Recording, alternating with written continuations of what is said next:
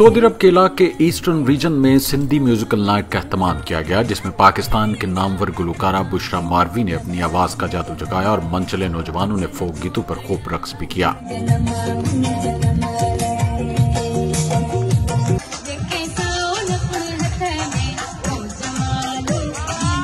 Saudi अरब में सिंधी संगत eastern region की जानिब से मुनक्कदा सिंधी म्यूजिकल नाइट में रवायती सिंधी कल्चर को उजागर करते हुए मच कचहरी सजाई गई, जिसमें सिंध बासियों की बड़ी तादाद शरीक थी। इस मौके पर नामवर गुलकारा बुशरा मारवी ने फोक मूसीकी के सुर छेड़कर समा बांध दिया, जबकि मंचले नौजवानों ने खूब रक्स भी किया। सिंधी म्यूजिक नाइट के ऑर्गेनाइजर अब्दुल हमीद भाइयों, कुर्बान लाशारी, डॉक्टर नूर जतोई का कहना था कि सिंधी कल्चर पूरी दुनिया में नुमाया मुकाम रखता है। यही वजह है कि इसको फरोग देने के लिए ऐसे इवेंट्स का एहतमाम किया जाता है।